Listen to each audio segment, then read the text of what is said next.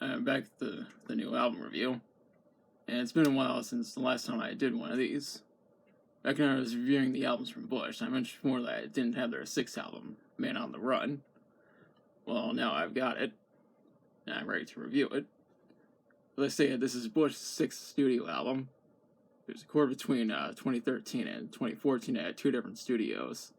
Studio 606 in Los Angeles, which is where most of the main tracks were recorded, and NRG Recording Studios in North Hollywood, which is where the bonus tracks and a few main tracks were recorded. Mentioned in the past by the NRG Recording Studios, where Chris Cornell and Linkin Park recorded some of their albums. Then again, Foo Fighters, Stone Temple Pilots, and Velvet Revolver also recorded albums there, but that's a different story. So it was produced by Nick Raskulinecz, same guy who later produced the album Wolves from Rise Against, which I already covered a few months ago. The bonus tracks were produced by Jay Baumgartner, as you can see.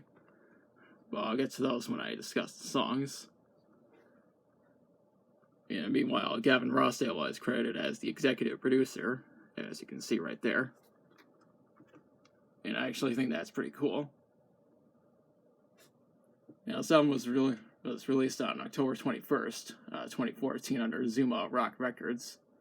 And it was meant to coincide with with the 20th anniversary of Bush's debut album, 16 Stone, which I also talked about in the series.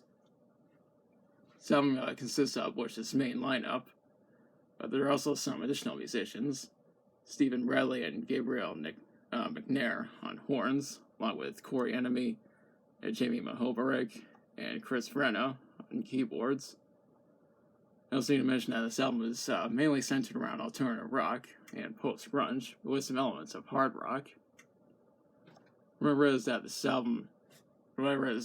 Bush spent 2 years touring with their comeback album, Sea of Memories, before returning to the studio in 2013 to record a new album. Gavin Rossdale also wrote most of the songs at his home studio in Los Angeles. To promote this album, Bush performed at several shows and festivals near the end of 2014, before going on a full tour with the following year.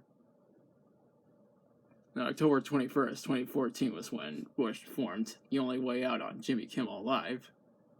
And now to discuss the songs. The sound starts with Just Like My Other Sins. This is pretty much the song that sets the tone for what we're in for. After that is Man on the Run, which shares the same name as the album. I need to mention is that this song was released as a single on February 19th, 2015. The next song is The Only Way Out. This song was released as a single on September 9th, 2014, which was over a month before the album was released. I read online that Gavin Rossdale described the song as, quote, a good getaway into the record. It gets a bit wider and probably a little darker. It's just the right way in. And that's actually a pretty good description of what he gives right there. I also need to mention that the song ended up getting a music video, and I'll post a link in the description. And this is also my favorite song on the album. The Gift is what comes next. I find this song to be pretty memorable. This House is on Fire is another really good song, and I like how atmospheric it sounds. Loneliness is a Killer, Bodies in Motion, Broken in Paradise, Surrender, and Dangerous Love are all memorable songs. Eye of the Storm is basically what concludes the album.